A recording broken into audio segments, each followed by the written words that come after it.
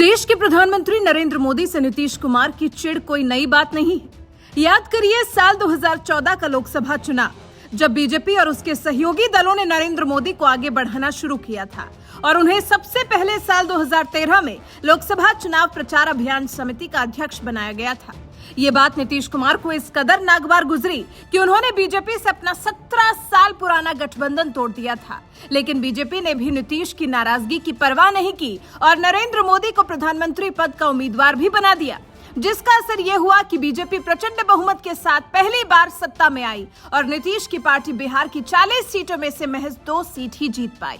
यानी इस लोकसभा चुनाव के नतीजों ने बता दिया था कि मोदी और नीतीश में कौन बड़ा नेता है।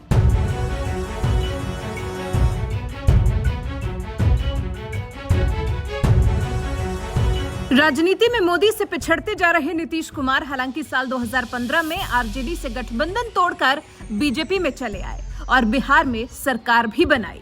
लेकिन जैसे ही साल 2024 का लोकसभा चुनाव करीब आने लगा, बिन पेंदी के लोटे की तरह नीतीश कुमार एक बार फिर पलटी मारकर लालू परिवार का हाथ थाम चुके हैं। और सियासी गलियारे में तो खबर यहाँ तक थी कि नीतीश कुमार ने गठबंधन ही इसलिए तोड़ा है कि विपक्ष उन्हें पीएम उम्मीदवार घोषित करेगा। तभी तो खुद बिहार में डिप्टी सीएम तेजस्वी यादव कहते फिरते हैं कि नीतीश कुमार निश्चित तौर पर पीएम पद के लिए एक मजबूत उम्मीदवार हो सकते हैं। इधर तेजस्वी ने बयान दिया और उधर दक्षिण और उत्तर की राजनीति का मेल होने लगा। तभी तो तेलंगाना राष्ट्र समिति के अध्यक्ष और तेलंगाना के मुख्यमंत्री के चंद्रशेखर साउथ से सीधे बिहार पहुंच गए और सीएम नीतीश कुमार और लालू परिवार से मुलाकात करने लगे।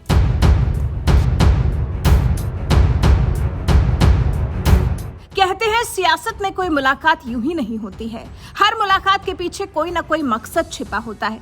इसलिए बिहार में केसीआर, नीतीश कुमार, लालू परिवार के बीच हुई मुलाकात को आगे आने वाले लोकसभा चुनाव से जोड़कर देखा जा रहा है।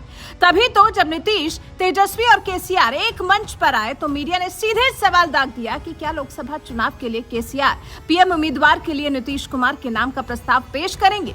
ये सवाल आते ही जैसे नीतीश की कुर्सी हिलने लगी। अरे भाई, मुख्यमंत्री वाली कुर्सी नहीं, मंच पर लगी कुर्सी। तभी तो नीतीश कुमार कुर्सी छोड़कर भागने लगे, जिसके बाद केसीआर को कई बार नीतीश का हाथ पकड़कर जबरन उन्हें कुर्सी पर बैठाना पड़ा। सर, आपने कहा कि पूरे देश में संपूर्ण विपक्ष को हम एकजुट करेंगे, संभव प्रयास करेंगे। 2024 में जिनको हराने की बात कर रहे हैं, नहीं, मैंने कहा प्रयास करेंगे।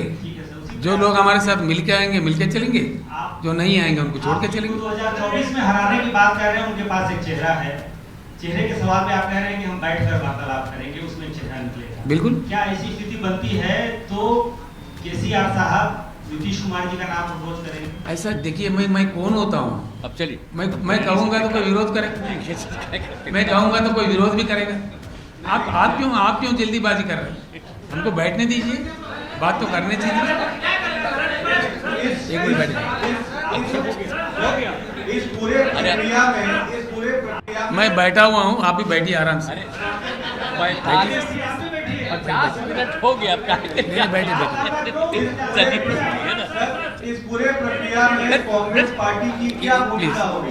विपक्षी एकता में कांग्रेस पार्टी की क्या भूमिका रहेगी? राहुल गांधी क्या प्राइम मिनिस्टर के दावेदार रहेंगे?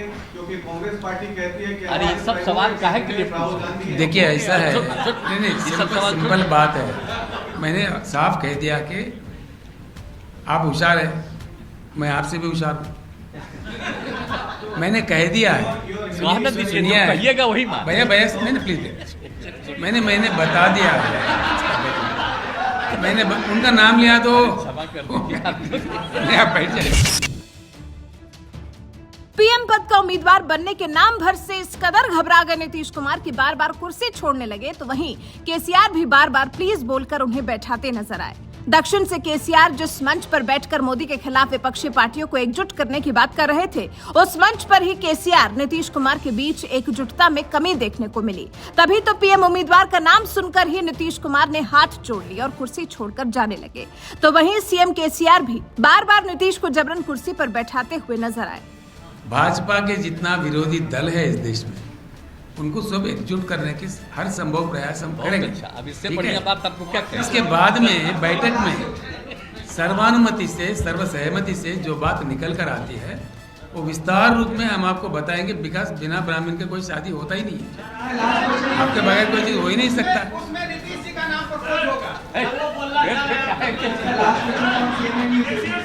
नहीं, अब चलिए नहीं, झूठ मूठ नहीं आपका मन। बैठिए अब इसके चक्कर में मत करेंगे।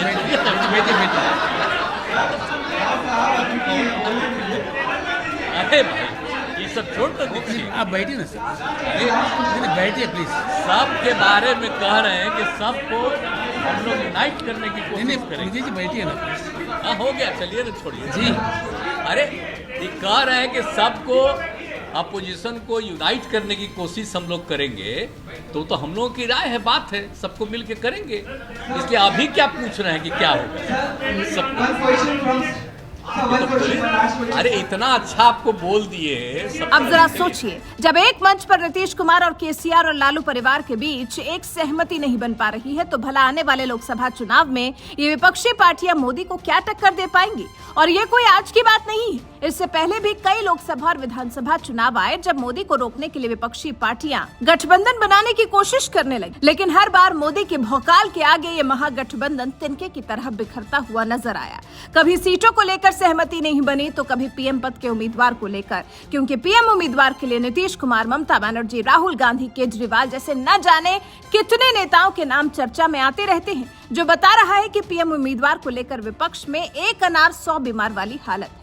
अब आप ही सोचिए, जब विपक्ष में ही एकता नहीं बन पा रही है, तो भला ये मोदी लहर के साथ साथ योगी लहर को क्या मात दे पाएंगे? लेकिन फिर भी नीतीश और तेजस्वी के दम पर तेलंगाना के सीएम केसीआर भारत को बीजेपी मुक्त करने चले हैं। आपको क्या लगता है, क्या केसीआर का ये सपना साल 2024 के लोकसभा चुनाव में पूरा हो पाएगा?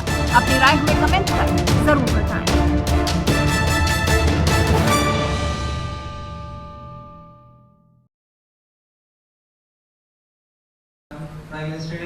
अरे काला सवाल पूछ रहे फालतू में ना। अरे सब छोड़ दीजिए, फेंक मत। नीतीश कुमार जी देश का एक जाना माना वरिष्ठ नेता है, इसमें किसी को शक की बात नहीं है।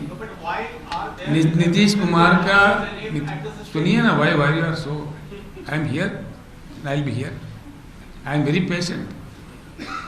नीतीश कुमार जी इस देश का उत्तम से उत्तम वरिष्ठ नेता है, इसमें किसी को कोई शक नहीं है।